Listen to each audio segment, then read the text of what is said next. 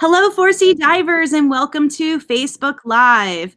My name is Nicole, and I'm your host tonight.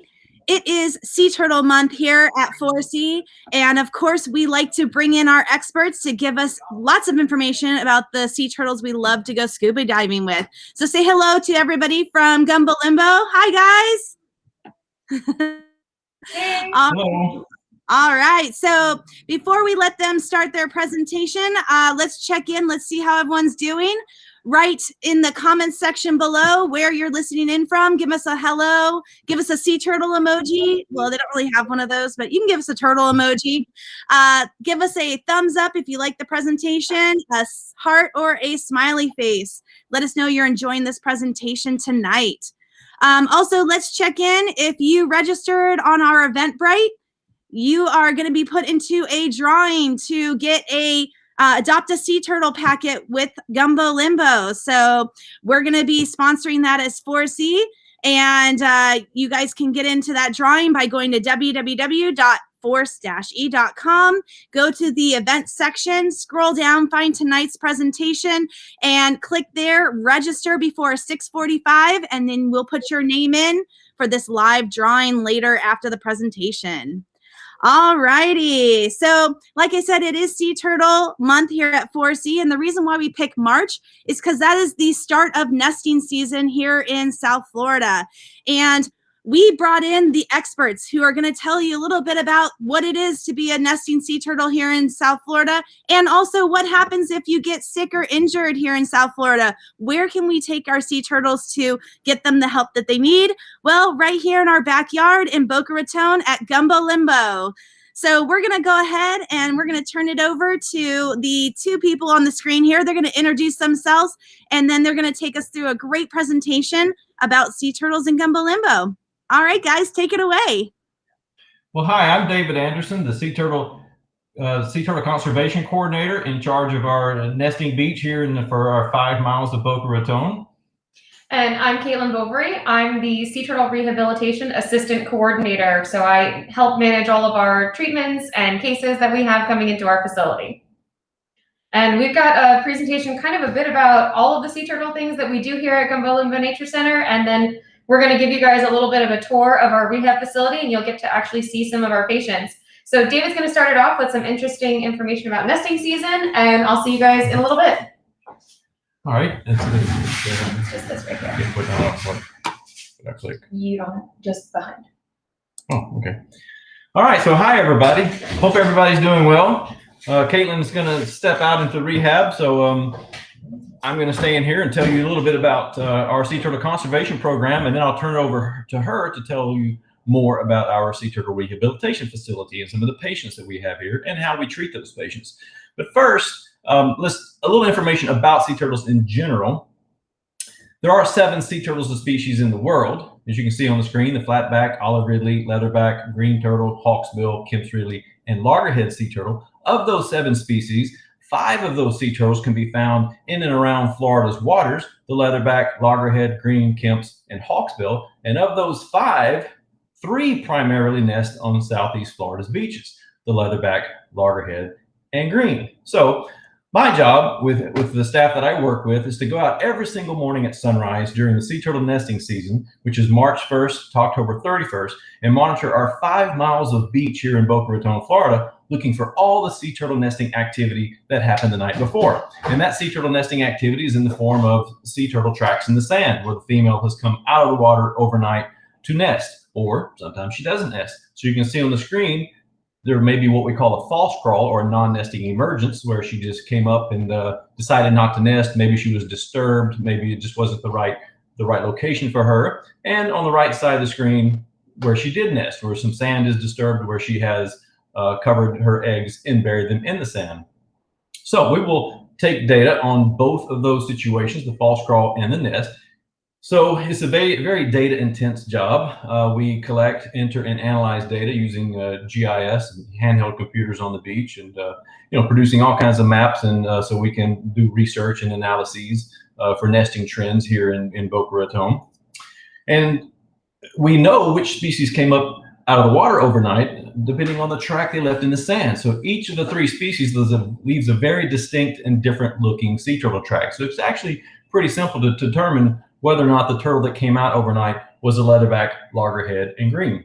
As you can see, those three tracks, the leatherback track, that orange stake in that photo is 3 feet long. So that's about a 6 foot wide track for the leatherback.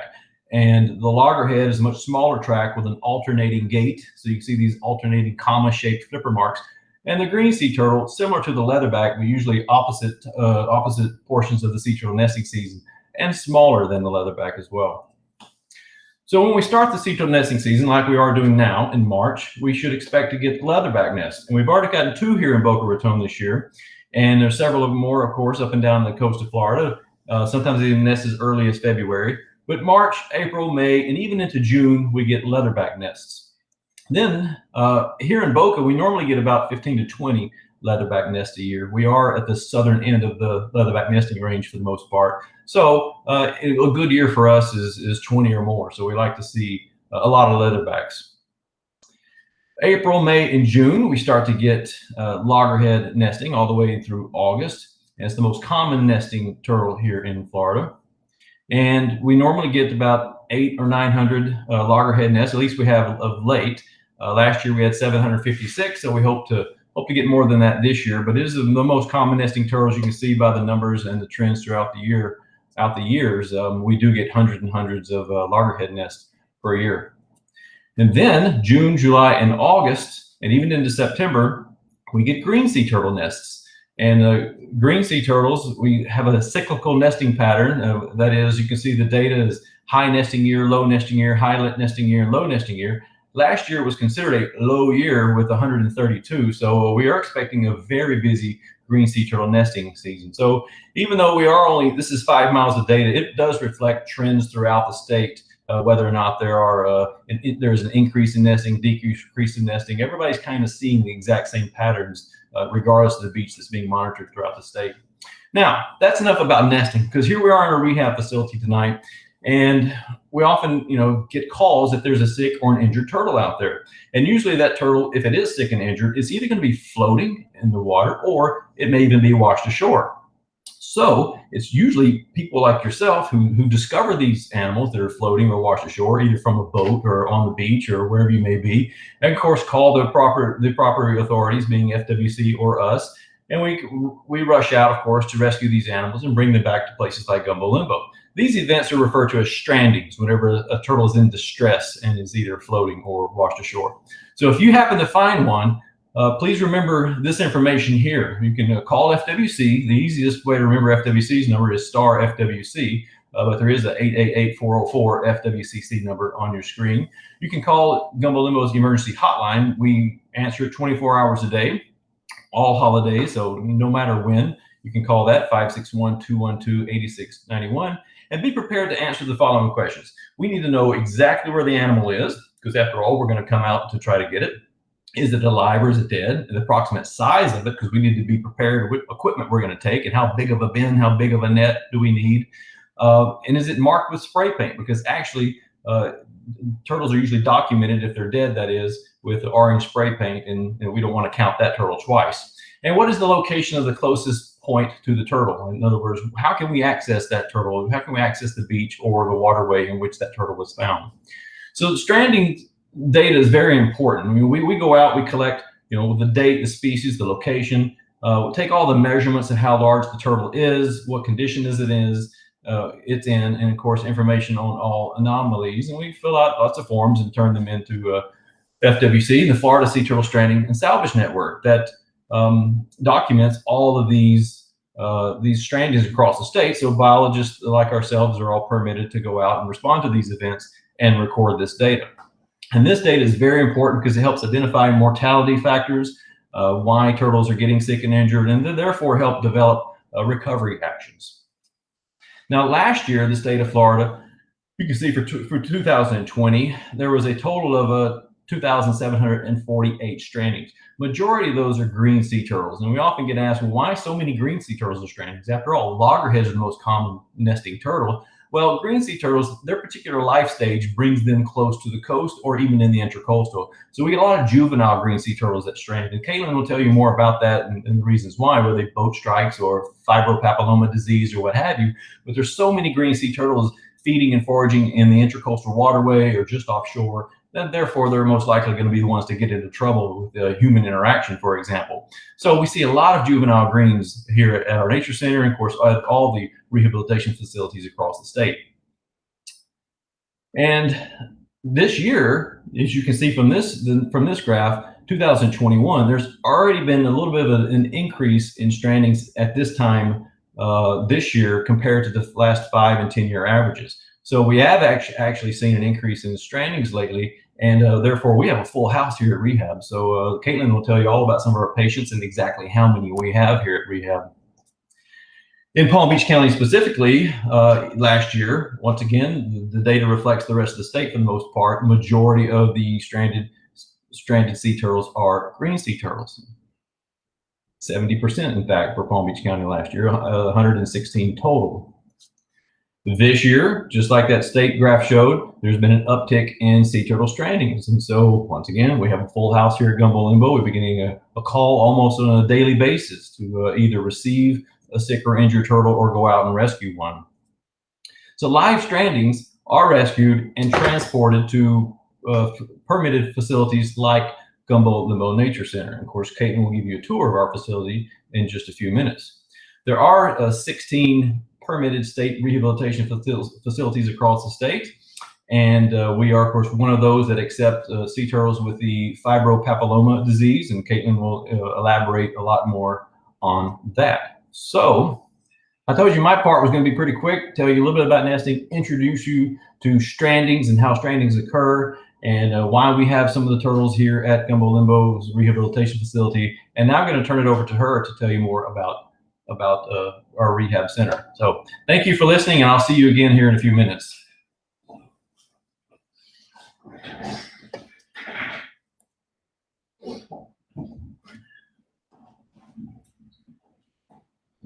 Presentation mode again. Hey everyone.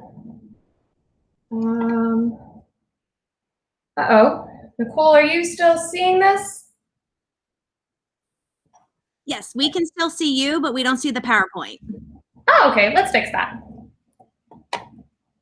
We can fix that. Okay, awesome.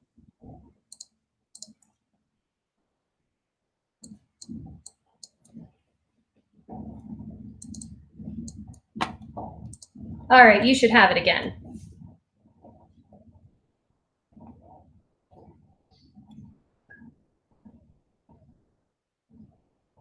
Nicole, are we back up?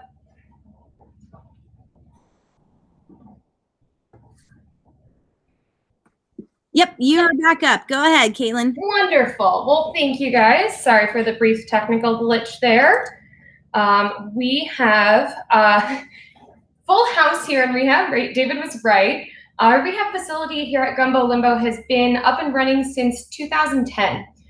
We were initially opened with about 7 tanks and designed to treat about 30 turtles a year. We now have about 12 tanks, and we treat anywhere from 50 to 100 patients each year. Now, we treat those patients for a variety of reasons. We get asked all the time, why are the turtles here?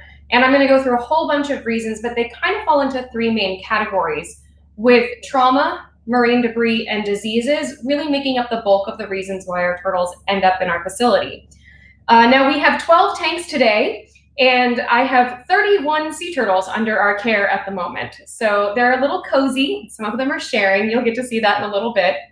And they're all here for a variety of different reasons. There's no one thing for each of these patients. We do see a lot of interactions with humans, unfortunately. This is a little graphic, but this is reality of what we see with vessel strike injuries. You can see the propeller scars there, occasionally more crushing injuries. And this time of year especially, that really affects the adults. They're in the area for mating season and nesting season, and we do see a lot of our patients that are adult turtles that are suffering from injuries like these. So it is the time of year that we'll start seeing a lot of cases of vessel struck adults. We also see trauma in the form of predator attacks. So we'll see mostly shark attacks. That doesn't mean sharks are the bad guys. You guys are divers, you see them out there. They're amazing creatures as well. And everybody has to eat. So usually there's something wrong with these turtles, that they're sick already or injured already. They're moving a little slower, they're easier to catch. And so it's unlikely that we see a turtle with a predator injury that doesn't have something else going on. For example, the turtle in the picture right there, you can see has fibropapillomatosis tumors as well as the predator injuries. So there's usually something going hand in hand with those, because otherwise sea turtles have some great avoidance mechanisms. We see a lot of injuries related to marine debris, entanglements specifically, and actually one of the 4C divers actually helped rescue this turtle a few years back. That was spotted off of Boynton Beach. This is a hawksbill, which aren't terribly common in our area, but they are around. And it had a severe entanglement because of several different types of fishing line and hooks that were embedded around that flipper. That one is a success story. She did eventually return to sea. Unfortunately, though, a lot of times entanglements do lead to amputations. In her case, it didn't, but in the cases here, they did result in amputations that then needed a longer recovery time and needed additional treatments to make sure that those wounds healed completely. We also see marine debris in the form of plastic ingestion. So we see this from teeny tiny turtles, like the one on the left side of your screen there. That's a little post-hatchling turtle that's only a few months old. And had well over 100 pieces of plastic in its intestine. And that affects turtles all the way up to adult-sized turtles, like the one in the other picture, that has some identified kinds of plastic as well. So we see all kinds of plastic ingestion problems with our turtles as well. And in the really tiny ones, it can be fatal. We see human interactions as well with hook ingestions. If you visited any of our local fishing piers, unfortunately, our sea turtles live in those areas too, and when someone throws some really easy food over the side of a pier, they sometimes think it's a great way to get lunch. The sea turtles live in these seagrass habitats that are surrounding the piers or nearshore reefs, so it's perfectly natural for them to be in those areas, but unfortunately, they do get hooked quite often, and those can be external and easy to remove, like the one you see just hanging out of that little turtle's mouth, or they can be internal and more difficult, like the one on the x-ray where you can see the hook has actually been swallowed, and that one does require surgical removal. You can also see in this photo, sometimes they're even further down. So both of these turtles, one of them actually has several hooks, and one of them has a double barbed hook, and they've swallowed them and they're moving through their gut. Now, that's definitely risky for our turtles. We want to get those out as much as possible, and we do have several different ways of doing that. We can perform surgery on the one that's in the esophagus, but once they swallow them and they're in their intestines, it's a lot riskier to do surgery because you'd have to remove the entire intestinal tract from inside the shell, then find the hook, remove it, and put everything back. And that's obviously very traumatic, and we try to avoid that. So what we actually use is mineral oil. So we will pack their food with mineral oil or tube feed it if needed to really lubricate their gastrointestinal system and get that hook to move through. And we actually have very good success with that, and they generally pass the hook successfully. Now, we do see turtles that just come in with diseases or illnesses like anything else. Like, we can get sick. This turtle was an emaciated loggerhead, had a condition that we refer to as chronic debilitation, which is usually something we use when we can't pinpoint the source of the illness. There's no obvious injury, there's no obvious illness, but the turtle is in a severely emaciated state. They're really lacking the nutrition that they need. There might be other comorbidities. They might have plastic ingestion as well, but they're not necessarily anything really obvious externally. So we treat what we see. We treat the symptoms. So we treat the infection. A lot of these have lung infections or gastrointestinal infections, and we get their body conditions up. So we can administer nutrition intravenously. We can do a lot of different treatments like that to help the turtles recover. And then I mentioned this disease briefly earlier, but we treat fibropapillomatosis here, which is a disease that causes benign tumors to grow on the soft tissues of sea turtles. It grows predominantly on the soft tissues and eyes, but it can grow on the shells as well. As you can see in that one turtle on the bottom there, it can completely impede the vision, or the one on the top, it can completely impede their mobility if it grows to the point where they can't really swim or dive anymore. The only treatment course we have for this at the moment is removal of the tumors surgically. And we do have good success with that. And we can, as long as we do remove all of the tumor cells, generally have good success with low regrowth rates as well in our turtles. And we can return them to sea healthy. And so it does take a long time to recover from this disease, though. They're usually here much longer and do take a long time to bounce back from those surgeries. Now, about 85% of our patients that are admitted to our facility each year are admitted because of human impacts of some kind. Whether that means they're hooked, they have vessel strikes, they're entangled, or we do attribute fibropapillomatosis likely to human impacts of some kind. Fibropapillomatosis is a disease associated with areas with really poor water quality and a virus. Now, we don't understand the dynamics very well as to how they get the disease, whether it's poor habitat that makes the virus more likely to take hold, or the degraded condition of the turtle makes it more likely for the virus to take hold. So there's still a lot of research going on in that area, and we're part of a lot of ongoing studies with local universities to understand that more. But what we definitely understand is that humans have an impact on our turtles, and we want to do everything we can to put as many of them back out there as we can. So some of the treatments that we use, I want to walk you guys through some of these before I take you to see our patients. We do use fluid therapy, and we're usually giving that just under the skin, not in the vein directly, although we can do intravenous medications if we need to. It's actually very difficult to find a vein on a sea turtle because their skin is not see-through. So if you can look in your elbow, you can see veins. Can't do that on a sea turtle, so it's a little more challenging. We administer antibiotics, vitamins, and other medications through both injectable and oral medications that we hide in their food. We use raw honey as a topical antibiotic, antifungal. It's an anti-inflammatory and helps with wound healing. It's really amazing. We also used leeches, and hopefully this video starts to play.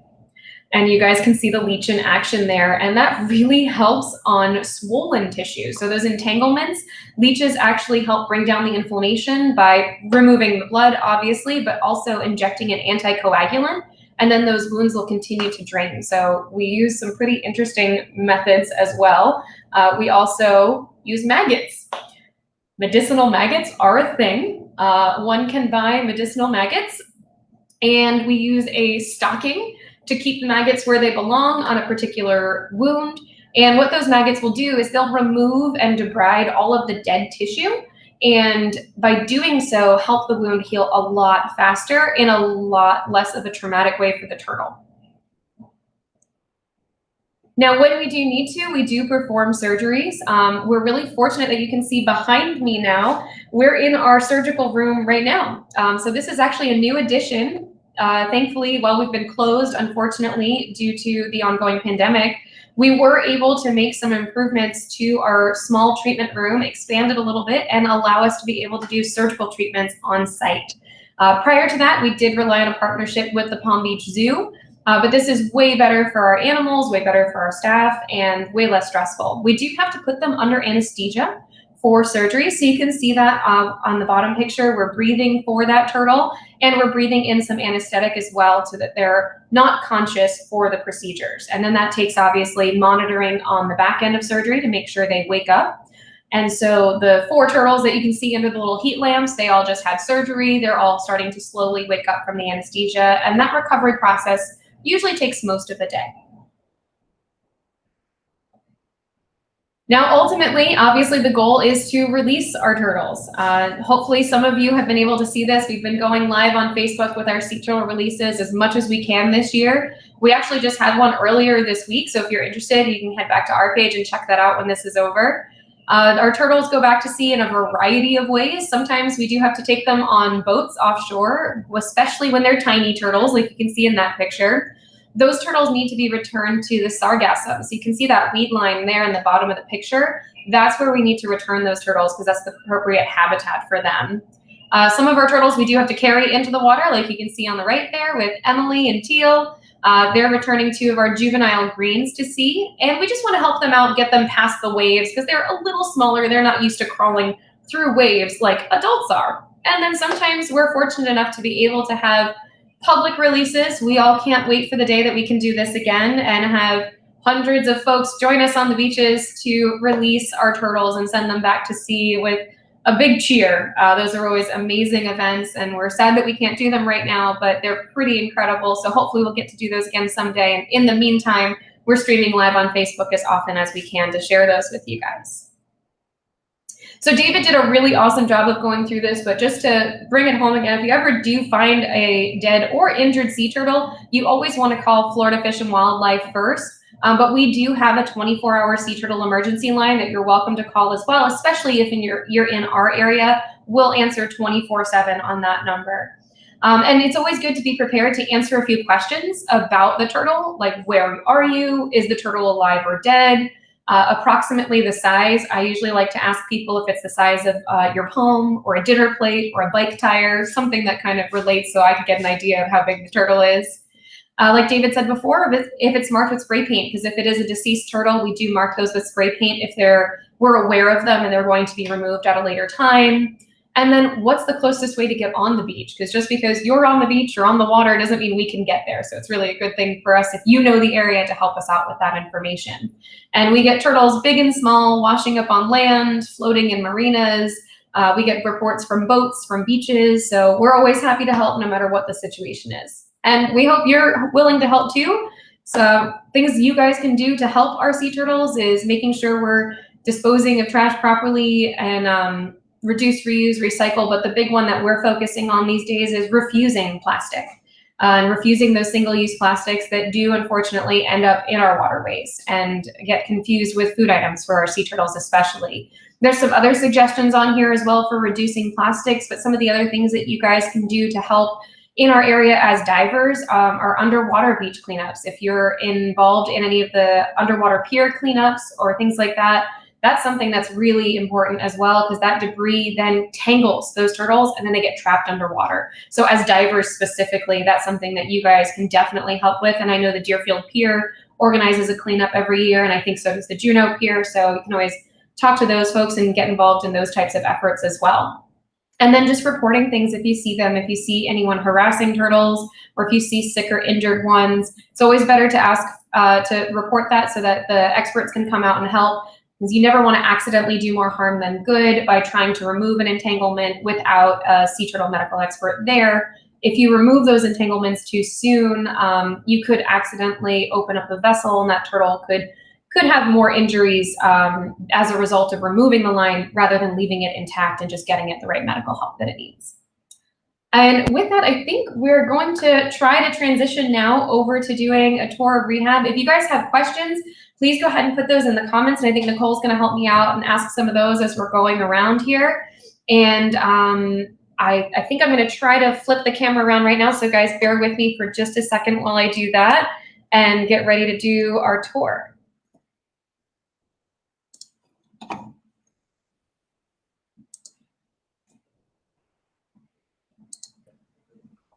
All right, while she's trying to flip the camera around, just to remember that if you have any questions, write them in the comments section below, and we'll get those answered after the tour.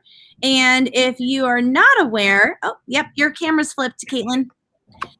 And if you're not aware of who Coco is, the sea turtle behind me, there she is. Oop, there's Coco. Coco is the Force E mascot. And if you have been into our stores and watching our social media, you're going to notice that we have our Coco the sea turtle. All right. And you can get these for a $5 donation, and it goes towards Gumbo Limbo. So you can get them online or at our store. So I hope, and Nicole, I think we're ready. We've got our first little sea turtles right here. Good, you guys can still see that. I didn't take into the fact that my lights are on an automatic timer and they've gone off, but hopefully you guys can still see our little patients here. Right now, this is Ursula and Vanellope. We like to name our sea turtles on a theme alphabetically.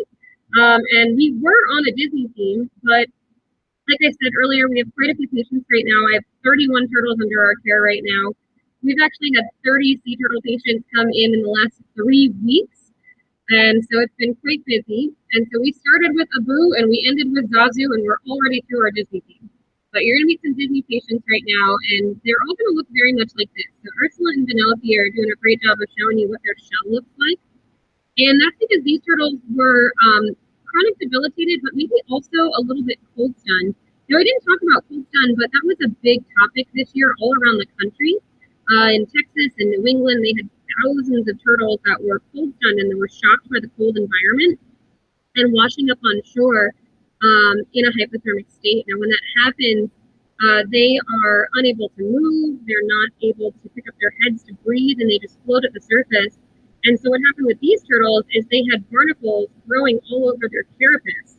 Now, normally that's not a problem for these turtles, and they don't cause a lot of damage, but the incredibly heavy load that they sustained caused all of that damage that you're seeing there. Oh, thank you, David, for the assist on the link. That's much better. And so this one right here, she has lost a lot of her keratin. Now the good news is that will heal. It'll never go back in the exact color that it always was, and it won't have the same pattern, but it will eventually heal. Let's come up above and see if you guys can see that from above now too. So you can see how much of her shell really is damaged.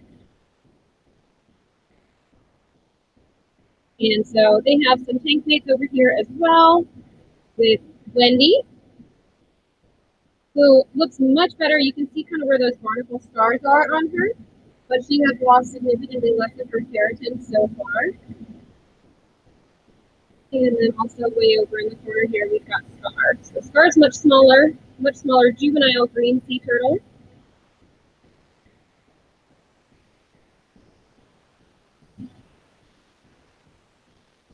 All right, if you guys have any questions while we're going to call, if you want to ask any of them while I'm walking around, I'm happy to answer them for you guys as we go. We're going to transition here, and I'm going to show you guys what these turtles would normally look like with one of our juvenile greens whose shell is intact and did not suffer from that. So bear with me for a second while I walk. We might lose signal a tiny little bit as we walk around. So here is our newest patient who is part of our newest team. So this right here is Billie Holiday. In celebration of Women's History Month, we are naming our sea turtles after famous women in history. And so Billie Holiday just came in yesterday and was hooked at the Dania Beach Pier. Now, this turtle is really fortunate. It's one of those ones that just had a little hook in its mouth and was removed very easily. And then this turtle is going to be released probably later this week, actually. There are no other injuries at all, no internal hooks, and our veterinarian has cleared her for release, which is fantastic. So we're really happy about that. You can see what the carapace normally looks like. It's got a beautiful starburst pattern on it, and that's to help them camouflage in the seagrass environment. Now, we might get to see it. I think you might have seen it a little bit when Penelope and Wendy were swimming by. They were a little bit lighter on the bottom than they are on the top. And that's something called counter shading that you'll see with a lot of animals in the ocean, is that they have darker coloring on the top, and it's usually very patterned, so that when predators are looking down at them, they blend in with the light reflecting off the sea floor. Whereas from the underside, they're usually bright white or lighter colors, and that's so that if there's predators swimming underneath them, and it looks up, then they will see nothing but bright white sun reflecting off the surface of the water.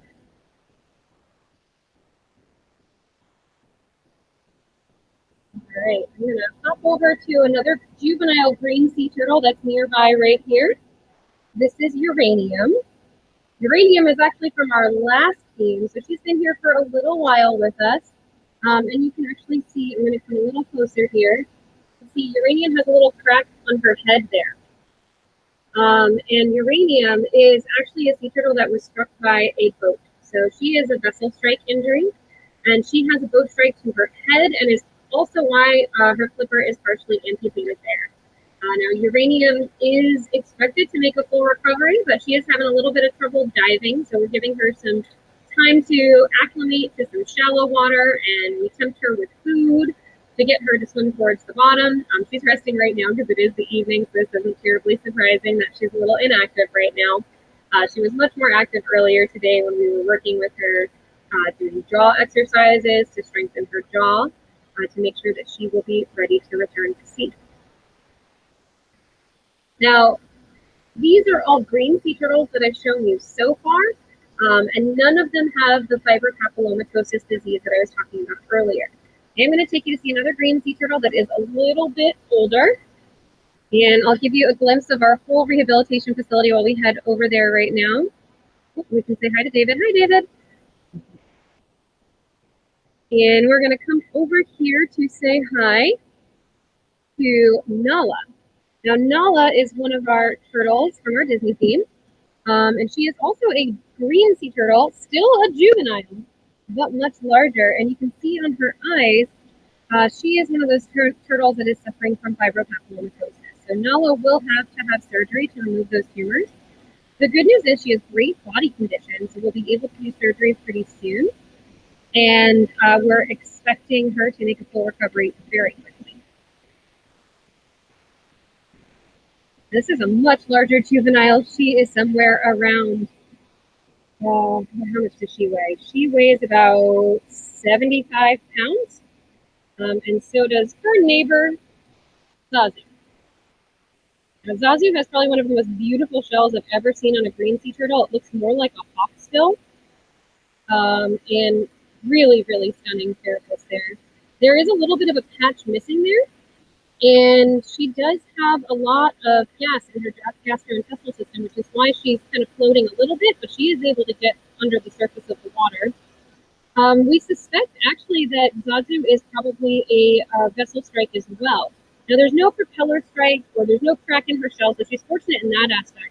But when we see a little bit of carapace damage and a lot of internal damage, we usually suspect that there's some sort of vessel strike involved where it's more something like a jet ski or a slower impact from the hull of the ship, but still something that kind of knocked her off her game. All right, and then I have to take you to see probably our most interesting patient we've had in a while. Definitely our largest patient that we've had in a while. So we're gonna walk on over here and come say hi to Maui, and on our way we'll take a glimpse in at some of our other green sea turtle patients that are sharing tanks together. As I said, we've got a lot of patients right now, and these guys are kind of tucked in for the night resting. And this tank is all turtles that are recovering from having had their tumors removed. So you can see on molecule there, she's missing some parts of her flipper. That she did have the tumors removed already, but she is already well on her way towards a successful recovery, and we expect her to return to sea shortly. And then right over here is Maui. Maui is an adult male loggerhead sea turtle. We don't see very many of those around here. Who's missing portions of his flippers. Now, we don't see a lot of the males because the males spend their entire lives in the ocean. They do not come on land. Whereas the females will see nesting, laying eggs, and they do get stranded on our beaches sometimes and need medical attention. Let me adjust my angle here so that you can see Maui a little bit better. And I'm going to try to give you guys a glimpse of Maui's tail, because right now it looks like it's tucked up underneath. But the only way to tell if sea turtles are male and female from the outside is if the tail is long or short. Now, males are going to have very long tails, where females are going to have much shorter tails. With Maui facing that direction, if we come down through the window here, we might be able to see it curled up. Oh, yeah, there it is. So we've got a glimpse of Maui's tail right there. I was kind of hoping he would give you a glimpse of his face and his big, beautiful head, but he is not keen on that right now, clearly. So you can see that tail kind of tucked over to the side there. It's much larger than a female's tail would be. A female's tail would only be poking out a few inches. And I'm going to walk around to the other side and see if I can give you a glimpse of Maui's big head there. Because it really is one of the largest heads that I've seen, and is a great example of why we call these sea turtles loggerheads. And as we head around, we can take a glimpse at some of our other green sea turtle patients. We have LeFou here, who is missing a little flipper on the back there, but does not seem slowed down by that at all. We have Beaker right here.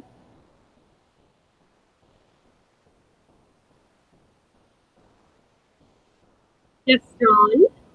We have our dynamic duo, Gaston and LeFou. And let's try to take a closer look at Maui's head. to the size of them. So it doesn't do it justice, but this is why we call them loggerheads. They have very, very large, very, very powerful heads because they eat things like skunk and lobster and crabs. They like to eat hard things, clams, anything they can find really. They do really love conch though, so they can crush right through that with their jaws. Loggerhead sea turtles actually have the bite force of 1,000 pounds per square inch. So these turtles can bite very, very hard.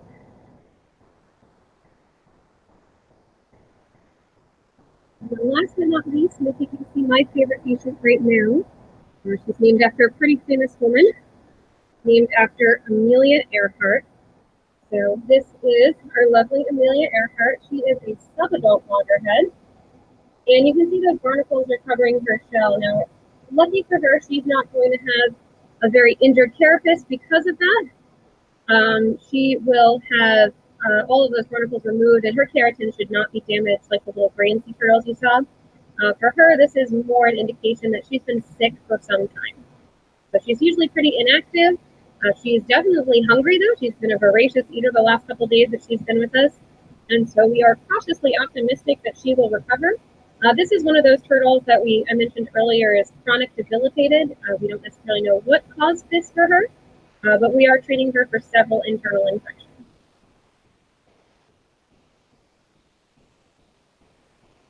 All right, Nicole, I'm going to head back to our treatment room, and David and I are going to set up to answer some questions if you guys have any.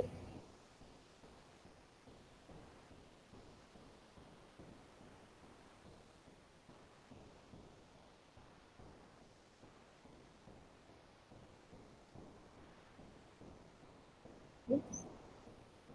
Stop by and see a few more turtles on the way.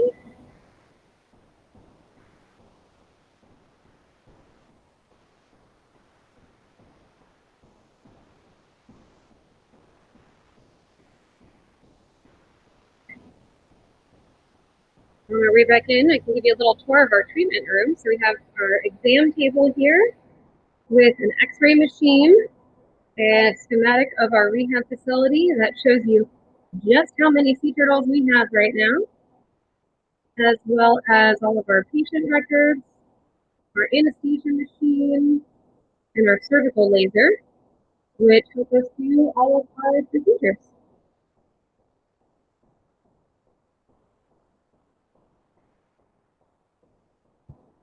You guys down right here.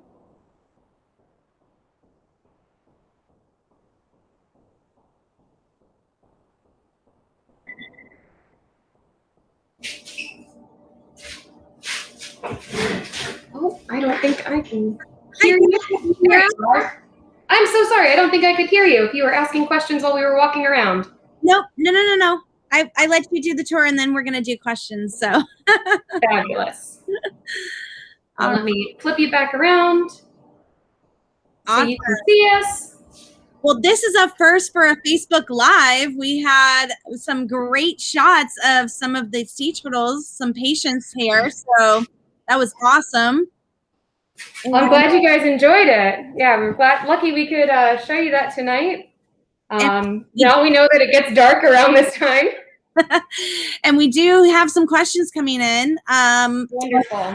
One is, what happens when you have a full house and you don't have enough space for turtles? Do you guys outsource to other facilities? What happens there? That is a great question, and actually a reality we've run into a lot lately.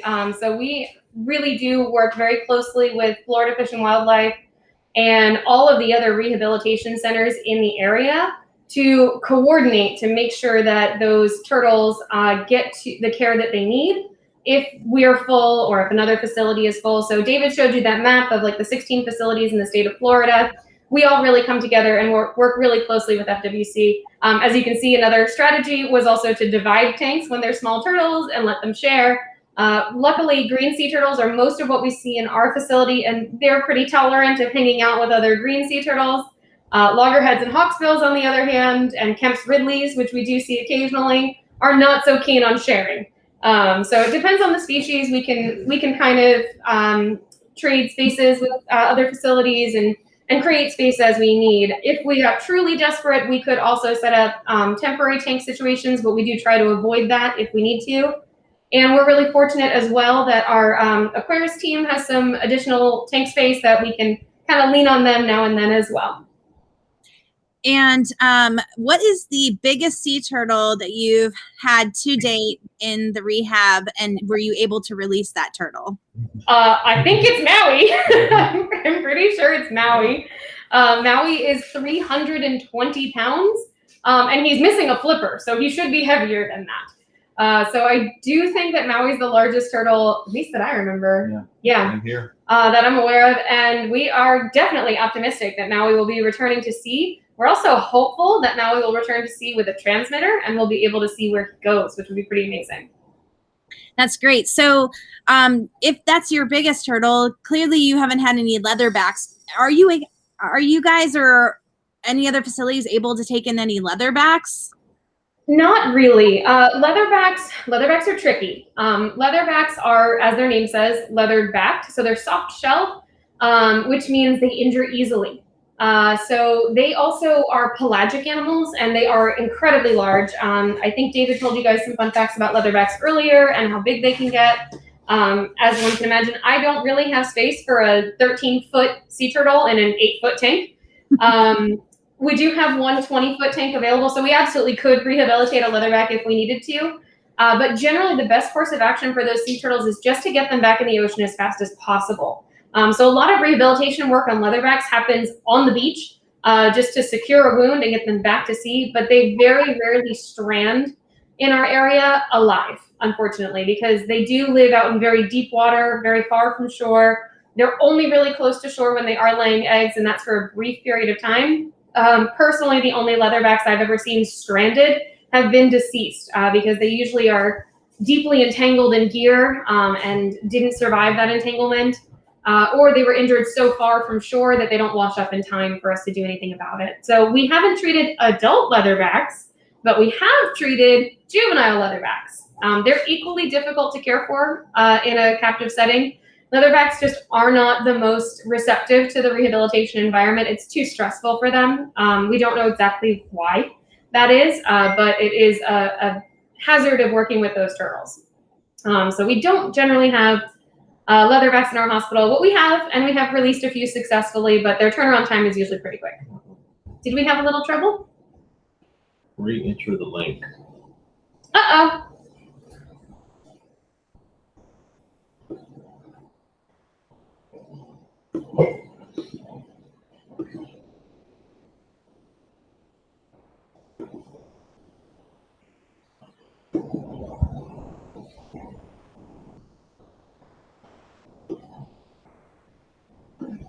Oh.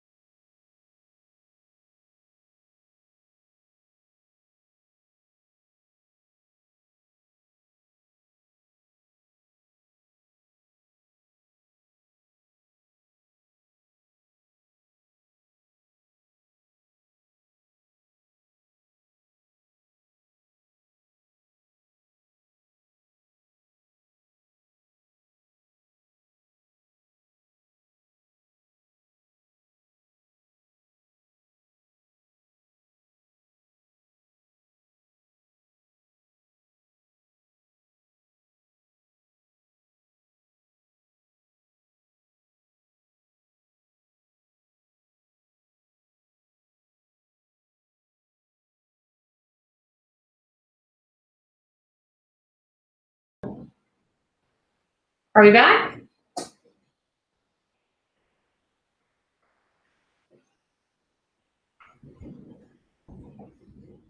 Can anybody see us?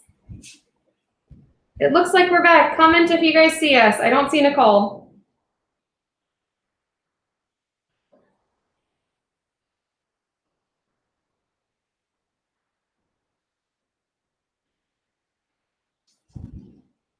Michael. Does that mean you can see us? You can see part of us. Okay. Awesome. Looks like you guys can see us. So I'm not sure what happened to Nicole. We did lose her. So we're in communication and we'll see what we can do there. Unfortunately, we can't control the split screen. So we're going to have to see half of Gumbo Limbo for now. We're going to try to get a hold of Nicole. Would you mind trying to get a hold of Nicole? Tell her we're back in halfway. Oh, wait, she might be back.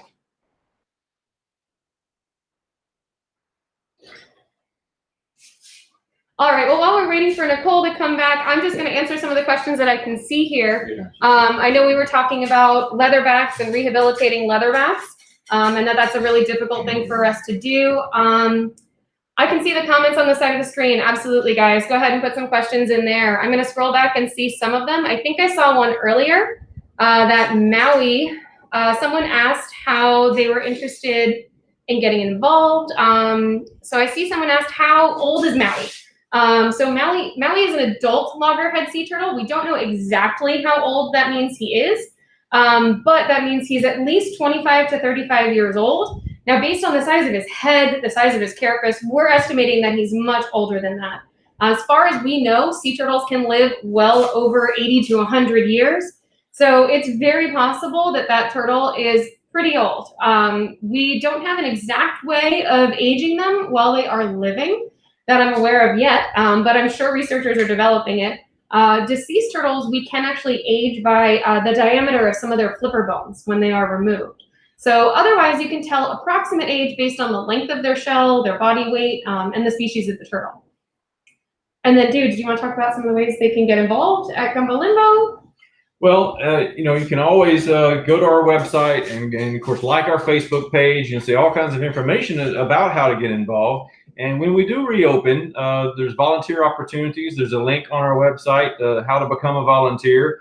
Of course, there's ways to make donations to our Friends of Gumbo Limbo Inc., the nonprofit side of Gumbo Limbo Nature Center, and help contribute to the care of these animals in our sea turtle rehabilitation facility, which rely on such donations for food and medicine for these animals. So there's a lot of ways to get involved, and of course there's a lot of things you can do, as Caitlin said during her presentation, just to help sea turtles in general, whether it be refusing plastic and keeping your lights off outside at night, etc., for nesting turtles. So there's a lot of ways to get involved, and we hope that all of you can and do somehow. And of course, thank you to Nicole and 4C Scuba Center for having Sea Turtle Awareness Month, because I'm sure you've learned a lot, if you've been following them all month long, of how to get involved and help these wonderful animals. I did find another question from Gary, thank you, asking about if they're eating, if that's a key factor that they're ready for release, and what are the other indicators. And yeah, definitely, appetite is a good reason, a good way for us to assess a turtle is ready to be returned to sea. And if they are able to return to sea, then if they're eating and they're foraging, especially if they can catch live prey, we will use live prey like a crab for a big adult loggerhead that has maybe a flipper injury like Maui, to make sure that they're able to catch the food that they're supposed to be eating. So that's a great indicator that our turtles are ready to return to sea. Other indicators that we use are diagnostics, just like you use on humans. So we use radiographs and x-rays to see if bones have healed. We do blood analyses to see if their chemistries are ready and return to normal, and that they're able to, they're within normal ranges for their blood chemistries if they had infections or things like that, that those have resolved. But behavior is really probably the most important thing. And thank you so much. Yes, we are doing either a 5K or a 10K, I believe. Keep an eye on our website for that. I know they're going to do that again virtually this year for sure. Maybe in person, but we're not sure yet what that's going to look like. But that's one of the big fundraisers for our sea turtle rehabilitation facility specifically every year, that helps support all of the work that we're doing taking care of these turtles. Can you guys see me now? I can hear you now. I hear you. You can hear me, but you can't see me. Okay, so I tried to boot it on the phone, and unfortunately I don't know what's going on, but on my computer it's like frozen, and if I undo it I might lose everyone. So You guys are just going to have to hear me, I guess, if you can't see me. So That's all right. We made it work. okay, let me see if I can try. I don't know why it's not letting me get this video, but I'm glad you guys can hear me. So everyone got some good questions in here. So let's go ahead. I'm sorry that I'm not able to be there in person with you guys. But earlier we showed you guys the Coco sea turtle, the little green sea turtle toy that we have here at 4C. And we have actually had Coco since last year, Sea Turtle Month, and we been asking people to donate $5 to get a Coco sea turtle, and then tell us where Coco goes. Take her diving, take her on vacations, take her to work with you, take a picture and send it to our social media channel. And Coco's been all over the place. She's been all around the world. She's been snow skiing. She's been in helicopters. She's been on someone's back porch drinking wine. It's been a really fun thing, and we're going to still continue to fundraise for you guys using Coco, our sea turtle, our mascot. And so you guys at the moment, but I have a nice, beautiful check from 4C, the for $1,000 for your guys' rehab center, so that you guys can continue doing what you do with our sea turtle. So thank you again so much for all that you do and for this excellent presentation. So a round of applause, everybody. Give them a round of applause with their emojis in the comment section for all that they're doing. Oh, well, thank you so much, Nicole. We really appreciate all of the support from the local community, whether that's through engaging with our social media or raising funds. Thank you so much for that, and getting involved in what you guys can do to help sea turtles. It really makes a big difference. So thank you, and thank Coco and all of her supporters. Yep. Yeah, thank you very much, Nicole. And thank you for everybody watching. And thank you to 4C for being such a good friend to Gumbo Limbo. We love you guys very much. Awesome. Please clapping. Woohoo! And Hey. unfortunately, I'm not able to do the random name picker. I talked to you guys about how we did a live raffle to adopt one of your little sea turtles. So I'm gonna go ahead. I have it pulled up. I know you guys can't see it, but I'm gonna do the picker. And hold on, here it comes. And the winner is Virginia Willis. Virginia, you will be adopting a little sea turtle from Gumbo Limbo. So I will contact you with an email to let you know how that all goes. But that's going to be a donation, another donation from 4C, so that you guys can continue doing what you're doing. So guys, if you have any questions or comments for these people or anybody at Gumbo Limbo, you can definitely get a hold of them a couple of different ways. You can go through their website, and they're really active on social media, so you can follow them on Facebook, Instagram, and all other different types of channels that they provide. And if you need any specific questions, just email 4C and we'll get you the answer. All right, guys. Well, thank you so much for this great presentation. Have a great evening. See ya. Thank you guys so much. Thanks for tuning in tonight. Bye.